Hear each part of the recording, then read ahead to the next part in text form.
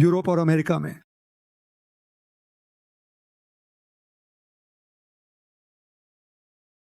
आय में बढ़ती असमानता के बारे में बहुत चर्चा हुई है। यहाँ तक कि आर्थिक संकट के बाद हमारी अर्थव्यवस्था सुधरने के बावजूद यह समस्या संकट से पहले ही शुरू हो गई थी।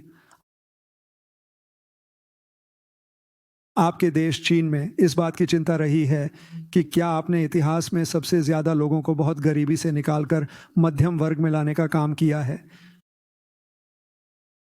लेकिन इसे ऐसे किया गया कि अर्थव्यवस्था बहुत तेज हो गई, जिससे आज की परेशानियां आईं, ऐसी परेशानियां जिनका आप अपने काम की वजह से रोज सामना करते हैं।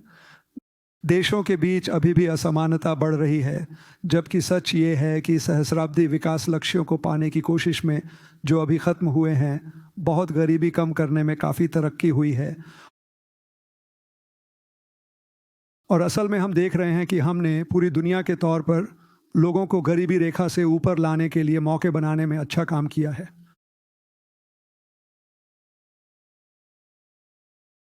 लेकिन जो लोग गहरी गरीबी में ज़्यादा अकेले हैं, उन्हें जगह और दूसरे कारणों से इससे बाहर निकलने में ज़्यादा मुश्किल हुई है। राजनीतिक बहस ने ज़्यादातर देशों में ऐसा मोड़ लिया है जो हमारे साझेदारी और नेटवर्किंग के तरीके से काफ़ी अलग है। लोगों को और दूर करना, जबकि हम में से ज़्यादातर मानते हैं कि इसे सिर्फ मिलकर ही बेहतर किया जा सकता है। तो सबसे पहले मैं आपसे पूछना चाहूँगा, पिछले कुछ सालों में तकनीक में ज़बरदस्त तरक्की और इसकी रफ्तार और तेज़ होने की संभावना को देखते हुए, साथ ही जीव विज्ञान, भौतिकी और दूसरे क्षेत्रों में तरक्की के साथ, क्या आने वाले समय में सबकी तरक्की की उम्मीद रखना सही है? और अगर हाँ, तो हमें बराबरी को कैसे समझना चाहिए? एलिजाबेथ उदाहरण के लिए किसी विषय पर बात कर सकती है। लेकिन वह हम जैसे लोगों के बीच बहुत लोकप्रिय हो गई हैं जो इस तरह की चीज़ों को देखते हैं, क्योंकि उन्होंने एक ऐसा खून का टेस्ट बनाया है जो आपको कई तरह की ज़रूरी जानकारी देगा, वो भी आम मेडिकेयर रेट से 50% से ज़्यादा कम दाम में। और खून देने वाले लोगों को उनके नतीजों तक आसानी से पहुंच दिलाने की मांग करना, यह बराबरी बढ़ाने का एक और तरीका है। आपको कौन सी जानकारी मिलती है और आपको कितना कम पैसा देना पड़ता है। और हम सब जानते हैं कि जैक ने शुरू में बहुत तेज़ी से चीज़ें देना शुरू किया था, और अब वो और भी कई चीज़ों के बारे में सोच रहे हैं। तो मैं आप दोनों को इस बारे में बात करने का मौका देना चाहूँगा। क्या यह सोचना सही है कि हम तकनीक के बढ़ने की रफ्तार को देखते हुए दुनिया में और आगे बढ़ी अर्थव्यवस्थाओं में बराबरी को बढ़ा सकते हैं? और क्या हमें यह सोचने का तरीका और आसान और सही बनाना चाहिए कि बराबरी बढ़ाने और मौके बढ़ाने का क्या मतलब है? पहले जानना चाहेंगे? मुझे लगता है बिल्कुल। मुझे लगता है कि तकनीक का वादा यही है कि हम बुनियादी चीज़ों तक पहुंच बना सकते हैं और कई बार उन लोगों को और भी अच्छी सुविधाएं दे सकते हैं जिन्हें सबसे ज़्यादा ज़रूरत है। जैसे मोबाइल फ़ोन ने कई जगह लैंडलाइन की कमी को दूर कर दिया है।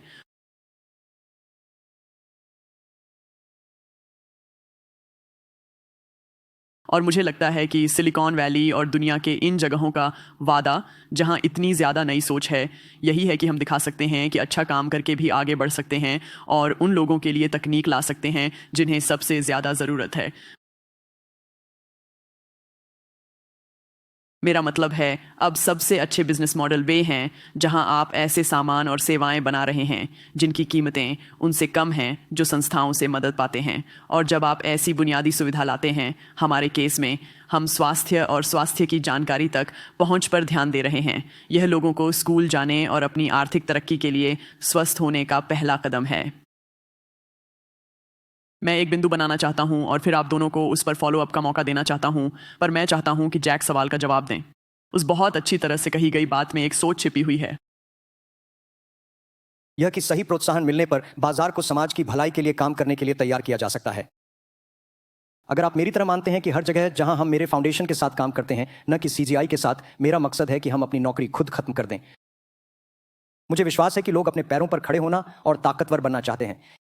और यही एक वजह है कि मैं आपके मजबूत इरादे से इतना प्रभावित हुआ हूं, न सिर्फ लैब टेस्ट की कीमत कम करने और क्वालिटी बढ़ाने के लिए, बल्कि जो लोग खून देते हैं उन्हें उनके टेस्ट के नतीजे देने के लिए। हाँ, तो जैक, हाँ, मुझे लगता है कि आज लोग दुनिया, अर्थव्यवस्था और विश्व में चीन की अर्थव्यवस्था के बारे में बहुत चिंतित हैं। लेकिन जब लोग चिंता करना शुरू करते हैं तो मैं बहुत उम्मीद से भर जाता हूं, क्योंकि वही मौका होता है। मैं रक्त परीक्षण को लेकर चिंतित हूं और उसने अच्छी चीजें बनाई, और मुझे लगता है कि महान नवाचार, महान कंपनियां हमेशा कठिन समय में होती हैं। जीवन संगीत की तरह है, आपके पास ऊपर है, आपके पास नीचे है, आपके पास लंबा है, आपके पास छोटा नोट है। और मुझे अमेरिकी फिल्में पसंद हैं। जीवन चॉकलेट के डिब्बे जैसा है, आपको कभी नहीं पता होता कि आपको सही क्या मिलने वाला है। तो मैं काफी आशावादी हूं। भविष्य में बराबरी के लिए मौका बहुत बड़ा है, क्योंकि पिछली सदी में यह सुविधा सिर्फ बड़ी कंपनियों के लिए थी और आम लोगों तक नहीं पहुंची थी। वैश्वीकरण बड़ी कंपनियों के लिए है, लेकिन अब तकनीक के साथ हम उन 80% कंपनियों की मदद कर सकते हैं जिनकी कभी मदद नहीं हुई। हम उन 80% युवाओं की भी मदद कर सकते हैं जिनकी कभी मदद नहीं हुई। इंटरनेट के लिए तकनीक इतनी सस्ती है, इतनी आसानी से इस्तेमाल की जा सकती है।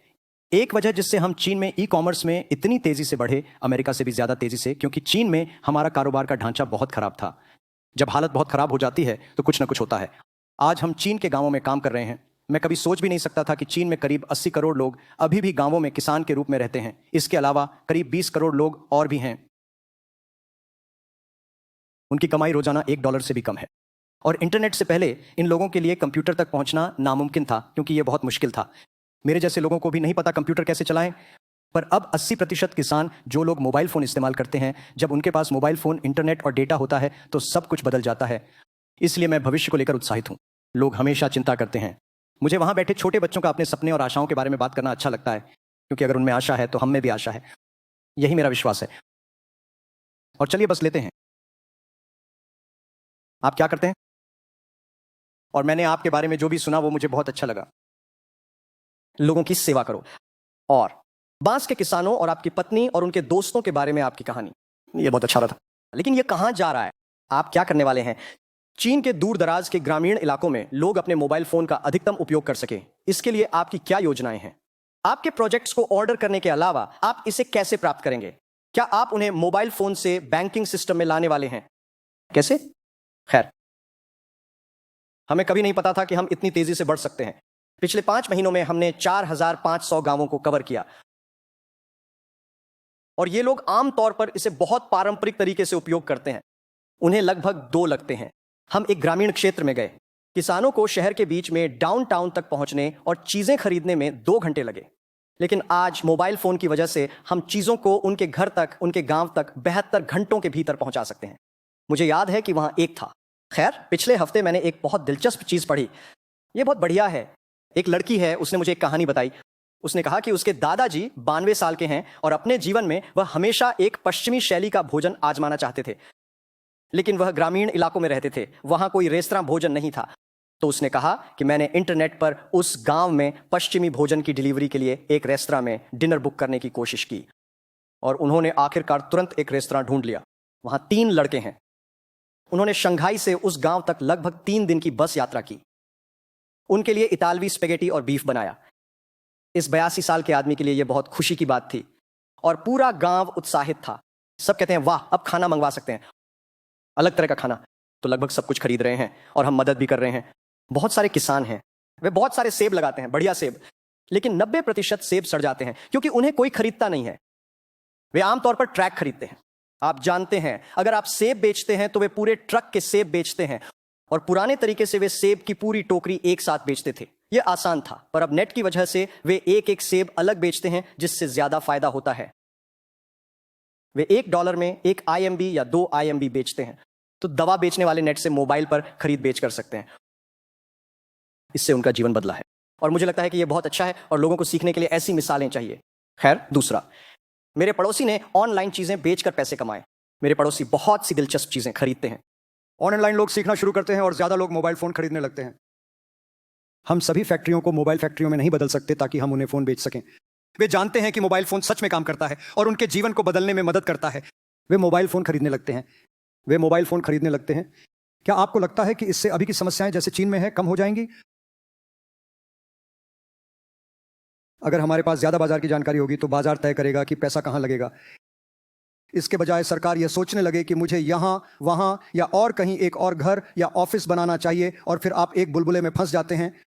अगर यह नीचे से ऊपर आता है तो क्या यह ज्यादा मुमकिन है कि कम बुरी चीजें होंगी? हाँ। डैनियल, मुझे याद है पिछले हफ्ते सेटल में मैं चीन की अर्थव्यवस्था पर बात कर रहा था। मुझे लगता है कि आप अमेरिकी लोग चीन की अर्थव्यवस्था को लेकर बहुत चिंता करते हैं। हर बार जब आप चीन की चिंता करते हैं, चीन और अच्छा हो जाता है। हर चीनी सोचता है कि चीन मुश्किल में है, लेकिन हमें पता है कि हम अच्छे होंगे। लेकिन जब आपकी बात मानी जाती है तो आपकी चीन से बड़ी उम्मीदें होती हैं, और चीन हमेशा एक समस्या रहता है। जैसे माता पिता की अपने बच्चों से उम्मीदें होती हैं, वैसे ही लेकिन अमेरिकी लोगों की खरीदारी में एक बहुत बड़ा फर्क है, क्योंकि लोग कहते हैं ठीक है अर्थव्यवस्था खराब है इसलिए चीन की खरीदारी कम होगी। नहीं, पूरी तरह से अलग। आप अमेरिकी लोग कल का पैसा खर्च करना पसंद करते हैं, और दूसरे लोगों का पैसा, शायद सबसे अनोखा पैसा। हम चीनी लोग पैसे बचाना पसंद करते हैं। हम शायद पूरी दुनिया में सबसे बड़ा पैसा जमा करने वाले हैं। लोगों का मानना है कि क्योंकि हम इतने सालों से गरीब थे, जब हमने पैसा कमाया तो उसे बैंकों में रखा, क्योंकि हम जानते हैं कि कभी ना कभी मुसीबत आ सकती है, इसलिए हम पैसा खर्च कर सकते हैं।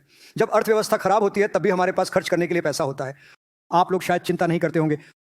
और दूसरी बात यह है कि चीन एक बाजार है और पिछले 30 साल से तरक्की पर ध्यान दे रहा है। चीन सरकार निवेश में बहुत मजबूत है, निर्यात में भी, लेकिन वे घरेलू खरीदारी में बहुत कमजोर हैं। घरेलू खरीदारी सरकार से नहीं बल्कि कारोबारियों से चलती है, सरकार से नहीं बाजार से चलती है।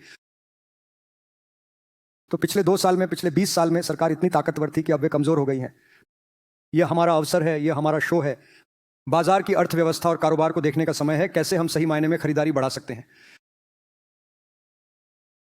मुझे लगता है कि अगर चीन में खरीदारी बढ़ी तो वहां 300 मिलियन का मध्यम वर्ग होगा। अगले 15 से 20 साल में यह बढ़कर 50 करोड़ हो जाएगा।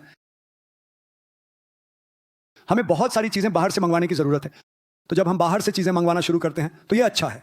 मुझे चिंता होती है जब हम चीजें बाहर भेजते हैं। जब हम चीजें बाहर भेजते हैं तो हमारे पास खराब आसमान, खराब पानी और खराब माहौल होता है। जब हम बाहर से चीजें मंगवाना शुरू करेंगे तो हम बेहतर बन जाएंगे। तो यही सारे अच्छे मौके हैं दोस्तों, इसके बारे में खुश रहें। मैं गंभीर हूं, मैं इससे सहमत हूं, मैं गंभीर हूं। हाँ, अपनी चिंता करें, आप चिंता ना करें। हम में से कुछ लोग चीन के बारे में इसलिए चिंता करते हैं क्योंकि हम आप पर हमारे कर्ज खरीदने के लिए निर्भर हैं। हालांकि राष्ट्रपति रहते हुए मैंने और ज्यादा चीनी बनने की कोशिश की। मैंने बहुत पैसा बचाया तो अच्छा, लेकिन मैं बस चाहता था कि आप ऐसा कहें। मैं सच में इस पर विश्वास करता हूं। मेरा मतलब है, मुझे लगता है आप बिल्कुल सही हैं। अधिक आंतरिक खपत की ओर रुझान। मुझे लगता है कि अगले कुछ महीनों में जो भी मुश्किलें होंगी, इसके बावजूद यह जारी रहेगा। मुझे लगता है कि ज्यादा प्रतिक्रिया न देना जरूरी है। आप रुझान को तोड़ नहीं सकते। आपको केमिकल वाले गंदेपन से जमीन को साफ करना होगा, आपको हवा साफ करनी होगी। आप इसे करेंगे और बहुत से चीनी लोग इससे बहुत पैसा कमाएंगे। बहुत सारी नई कंपनियां होंगी और दूसरी जगहों से चीजें मंगवाने के मौके होंगे। हाँ, तो क्या आप अपने सोच के बारे में बता सकते हैं कि आप क्या कर रहे हैं और बाकी चीजें इस हिसाब से कि क्या यह बराबरी का मौका और समाज में एकता बढ़ाता है? उन्हें बताएं कि आपको क्या लगता है क्या होने वाला है और क्या क्या हो सकता है। जब आपने शुरुआत में बात की थी तो बस इतना कहा। टेक्नोलॉजी अर्थव्यवस्था के बाकी हिस्सों में भी ऐसे ही काम करेगी। आपके हिसाब से आगे कौन से बड़े मौके हैं? लेकिन पहले उन्हें बस 2 लाइन में बताएं आप क्या कर रहे हैं, क्योंकि जैक और मुझे पता है और हम ठीक से नहीं समझा पाए। इसे समझाएं और बताएं कि आपको कैसे लगता है कि यह समाज में एकता और बराबरी के मौके को आगे बढ़ाता है। हमारा काम इस सोच पर टिका है कि स्वास्थ्य की जानकारी पाना हर इंसान का मूल अधिकार है, और लैब की जांच, खासकर क्योंकि लैब के आंकड़े 70% डॉक्टरी फैसलों को तय करते हैं, लोगों को बीमार होने से पहले मिलनी चाहिए।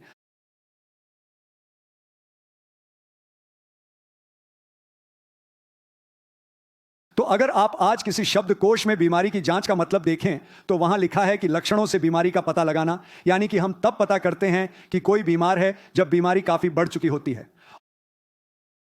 और हमारा मुख्य काम यह है कि लोग समय पर लैब टेस्ट करवा सकें ताकि उनका इलाज ठीक से हो सके और वे स्वस्थ रहें। एक ऐसे तरीके से जिसमें हर व्यक्ति, चाहे उसके पास बीमा हो या ना हो, चाहे वह कहीं भी रहता हो, टेस्ट करवाने का खर्च उठा सके। इसका मतलब है कि हमारे मामले में हमने पिछले 12 वर्षों में सैकड़ों टेस्ट विकसित करने में निवेश किया है, जिनमें से कई $10 से भी कम के हैं, जैसे कि अमेरिका में $2 के टेस्ट। और मुझे लगता है कि इस देश की एक कमाल की बात यह है कि हमारे पास रचनात्मकता को बढ़ावा देने के लिए बहुत अच्छा माहौल है, और यही रचनात्मकता नए बाजार बना सकती है। तो आपके सवाल के जवाब में कि क्या बाजार समाज के भले के हिसाब से बदल सकता है, मुझे लगता है कि इन नई तकनीकों को बनाने में जो रचनात्मकता लगती है वही अपने आप में नए बाजार बनाती है। और हमारा बेसिक मानना है कि ये नए बाजार लोगों को ताकत देने, उन्हें हक देने और यह भरोसा करने से आते हैं कि लोगों में जानकारी से जुड़ने की क्षमता है, और जब वे जानकारी तक पहुंचते हैं तो अपने खुद के नतीजों और अपने स्वास्थ्य पर कंट्रोल करना शुरू करते हैं, और ऐसा करने से हमारी हेल्थ केयर सिस्टम का तरीका बदलता है। सोचिए इसका क्या मतलब हो सकता है गांव वाले चीन के लिए, गांव वाले भारत के लिए, अमेरिका में नेटिव अमेरिकन इलाकों के लिए, मिसिसिपी डेल्टा के लिए और उन दूर दराज के इलाकों के लिए जहां कोयले की वजह से सारी नौकरियां चली गईं। आप अचानक लोगों को जानकारी दे रहे हैं। और मुझे लगता है कि राष्ट्रपति के तौर पर मेरे दूसरे कार्यकाल में हेल्थ केयर के क्षेत्र में सबसे ज़रूरी कामों में से एक यह डायबिटीज़ खुद देखभाल करने वाला प्रोग्राम था। और अचानक जैक की कंपनी आपके परीक्षण के आधार पर स्व देखभाल के साधन प्रदान कर सकती है। मेरा मतलब है, मुझे लगता है कि ये वास्तव में ये बहुत बड़ी बात है। हम सभी लंबा और अच्छा जीवन जीना चाहते हैं, और क्रेग वेनर यहाँ थे, हम मजाक कर रहे थे कि क्या हम 100 तक पहुँच पाएंगे। लेकिन इस बीच आप लोगों को स्वस्थ रखना चाहते हैं, और अगर वे बीमार हैं तो आप देर से नहीं जल्दी हस्तक्षेप करना चाहते हैं। हाँ, और अगर आप देखें, मेरा मतलब है इस जानकारी से जुड़ने की क्षमता हमारे देश में $4 ट्रिलियन की स्वास्थ्य देखभाल समस्या है। इसमें से 20% टाइप 2 डायबिटीज़ है जो ठीक हो सकती है, और हमारे पास 90 मिलियन अमेरिकी हैं जो नहीं जानते कि वे प्री डायबिटिक हैं। लेकिन सूचना तक पहुंच और उस सूचना को समझने की क्षमता उन नतीजों और खर्च को बदलने का आधार है। एक और तथ्य, फिर मैं जैक को बुलाऊंगा। आपने यह कंपनी 12 साल पहले स्थापित की थी। सही है। उन्हें बताइए कि आप कितने साल के थे। मैं 19 साल का था। तो आगे की चिंता मत करो, हम अच्छे हाथों में हैं। बस 19 के बारे में सोचिए। जब मैं 19 साल का था, मैंने अभी तक विश्वविद्यालय के लिए परीक्षा पास नहीं की है। मैं 3 बार फेल हो गया, लेकिन मुझे लगता है कि यह काम कर गया। मैं पढ़ाई में अच्छा नहीं हूं। हाँ, इसी वजह से मैं चीन के बहुत से युवाओं को आत्मविश्वास देता हूं। अगर जैक मा सफल हो सकता है तो 80% लोग सफल हो सकते हैं। लोग उसे पसंद करते हैं। हम ईर्ष्यालु हैं। खैर, समानता। मैं तकनीक के क्षेत्र में थोड़ा योगदान देना चाहूंगा, क्योंकि कल मैं लैंगिक समानता पर संयुक्त राष्ट्र महिला सम्मेलन में शामिल हुआ था।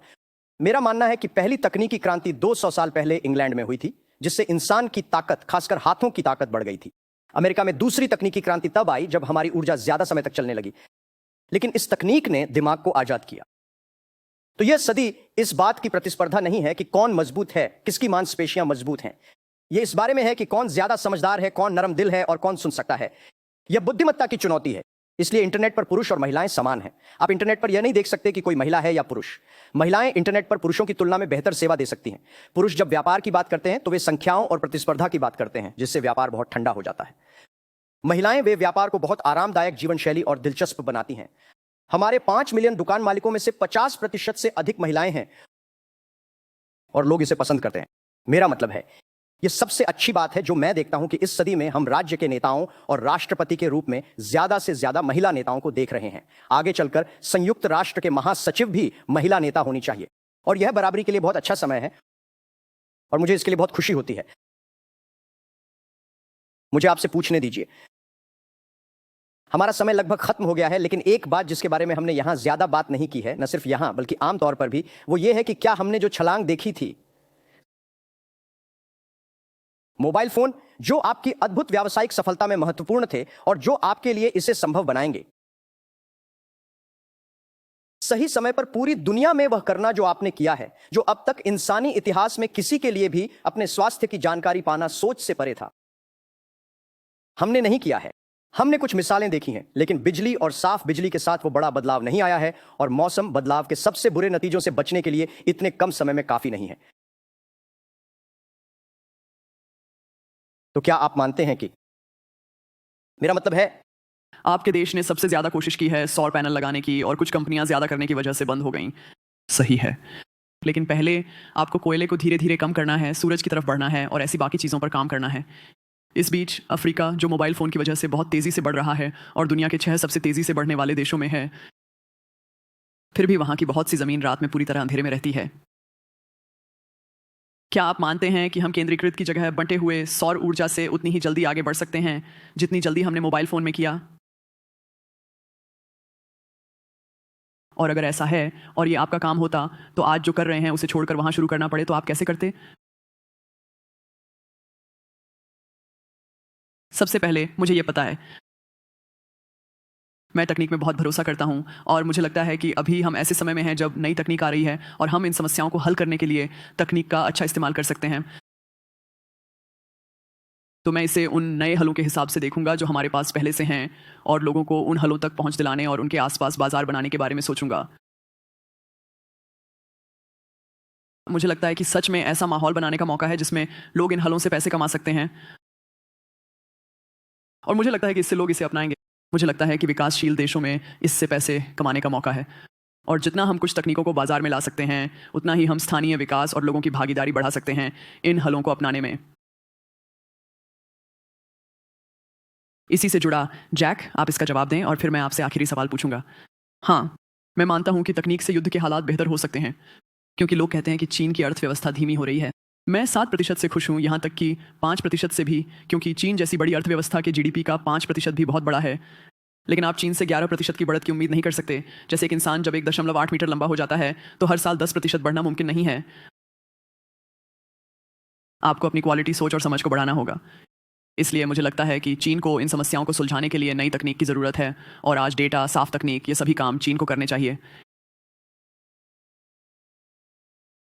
अगर हम पुराने तरीकों पर चलते रहेंगे तो हम कहीं नहीं पहुंचेंगे। इसलिए मैं बहुत खुश हूं क्योंकि लोग मुझसे पूछते हैं कि अब आपका सपना क्या है, क्योंकि मैंने कभी नहीं सोचा था कि मैं आज यहाँ होऊंगा। मैं यहाँ राष्ट्रपति से बात कर पा रहा हूँ। मैं एक आम आदमी की तरह हूँ, आप जानते हैं, जो सड़क पर है और विश्वविद्यालय में 3 बार फेल हो चुका है। ऊंचे स्तर के स्कूलों के लिए 5 बार। मैंने हार्वर्ड स्कूल में 10 बार आवेदन किया और हर बार अस्वीकार कर दिया गया। मैंने कभी नहीं सोचा था कि तकनीक की वजह से, खासकर इंटरनेट की वजह से, मुझे यह मौका मिलेगा। तो मैं सोचता हूं जब मैं रिटायर हो जाऊंगा, मैं नहीं चाहता कि चीन के लोगों को पीने के लिए गंदा पानी मिले, खाना सुरक्षित ना हो और जो पैसा हम कमाते हैं वह सब अस्पताल में चला जाए। यह बहुत बुरा होगा। तो हम तकनीक का इस्तेमाल कैसे करें ताकि युवा, जो इस दुनिया की सबसे बड़ी उम्मीद है, आगे बढ़ सके। चिंता मत करो, हमारे पास 1980 के दशक में पैदा हुए 1 अरब 400 मिलियन लोग हैं। वे इंटरनेट के समय के लोग हैं। उनके पास दुनिया की समस्याओं को हल करने के नए तरीके होंगे। जिन चीजों के बारे में आप आज चिंतित हैं, वे उन्हें हल कर सकते हैं।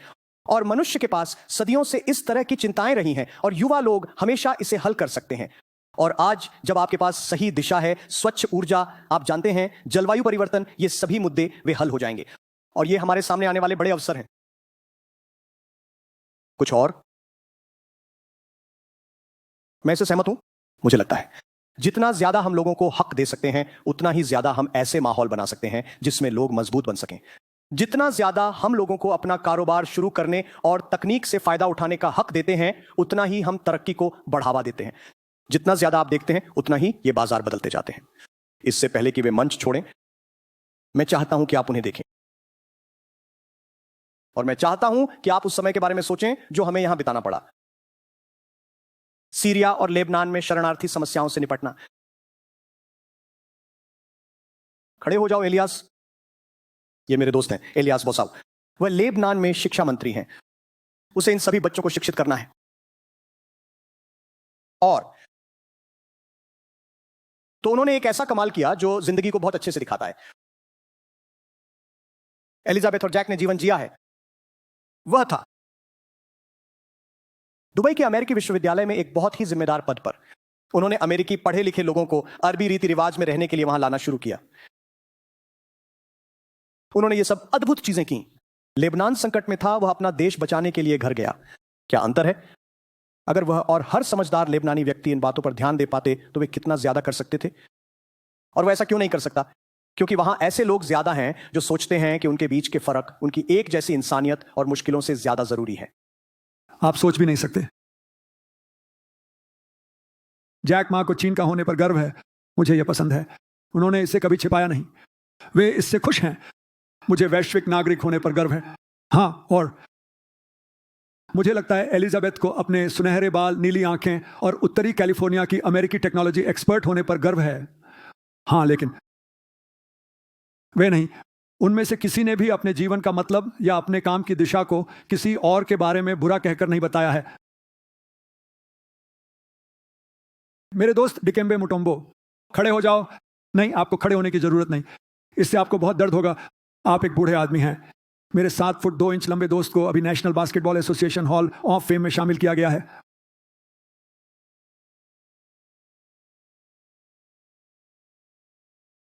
वह मेरा परिवार उन्हें बहुत प्यार करता है और मैंने देखा है कि उन्होंने अपने मूल देश कांगो को कितना वापस दिया है, जो बहुत परेशान करने वाला रहा है। मैं उन्हें लंबे समय से जानता हूं। हम दोनों जॉर्ज टाउन विश्वविद्यालय गए थे। मुझे लगता है कि मैंने यह उनके जन्म से पहले किया था। मैंने उन्हें कभी किसी के बारे में बुरा बोलते नहीं सुना। मैंने उन्हें बार बार देते और अपने देश के लोगों को मौके देने की कोशिश करते देखा है।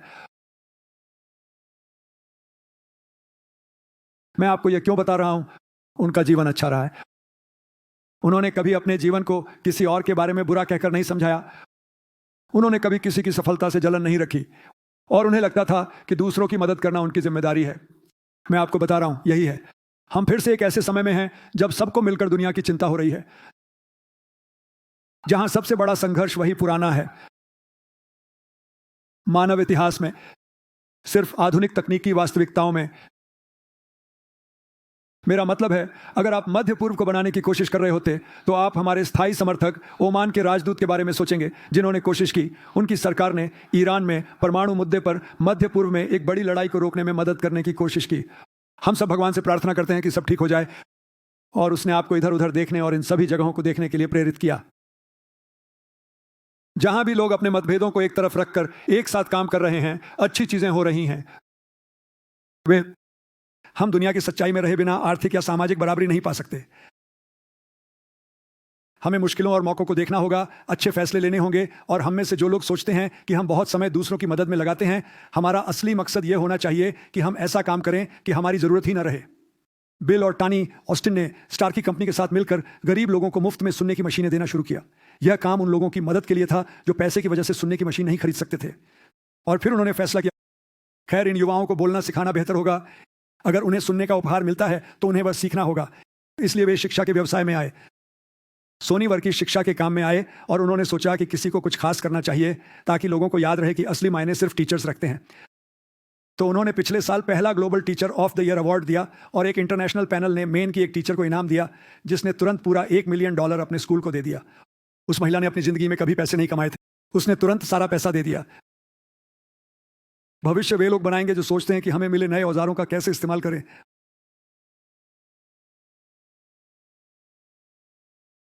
एलिजाबेथ और जैक की तरह मौका बनाने के लिए लोगों को ताकत देने की जरूरत है।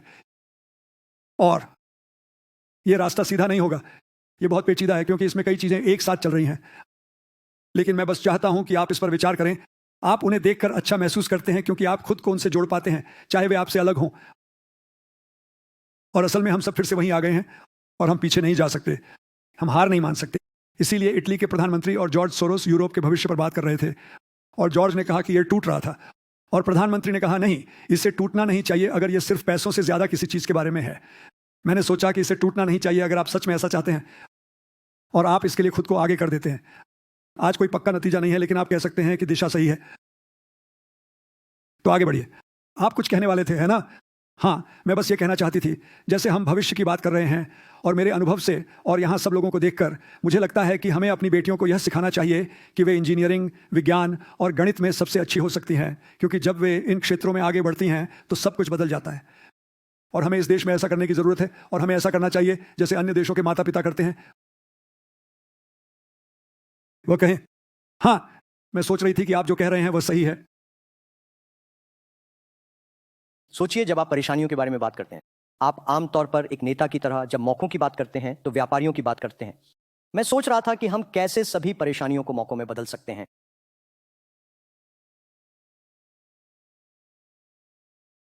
मुझे नहीं पता, मुझे बस खुशी होती है जब लोग परेशानियों के बारे में बात करते हैं। मुझे लगता है कि सोचिए, अगर आप उनमें से एक परेशानी को हल कर सकते हैं तो यह एक अच्छा मौका है। और आज इस सदी में किसी के पास इतने सारे मौके नहीं हैं जितने पहले थे, इसलिए हर मौके का फायदा उठाना चाहिए। ऐसे साधन जिनका इस्तेमाल वे दूसरों की जिंदगी बदलने के लिए कर सकते हैं। मेरा मानना है कि पिछली सदी को मैंने समय कहा, और इस सदी को DT टाइम यानी डेटा टेक्नोलॉजी का समय कहा जाता है। यह आपको ताकत देता है, आपको मजबूत बनाता है। DT का मतलब है दूसरों को ताकत देना। जब आप दूसरों को ताकत देते हैं तो आप अपने भविष्य को भी ताकत देते हैं। तो जब मैं आपकी बात सुनता हूं, मैं मानता हूं, और मुझे लगता है कि इसी वजह से हम इस सदी में पैदा हुए, इसी वजह से हम इंटरनेट का इस्तेमाल ज्यादा लोगों की मदद के लिए कर सकते हैं। आइए उनके लिए तालियां बजाएं। धन्यवाद।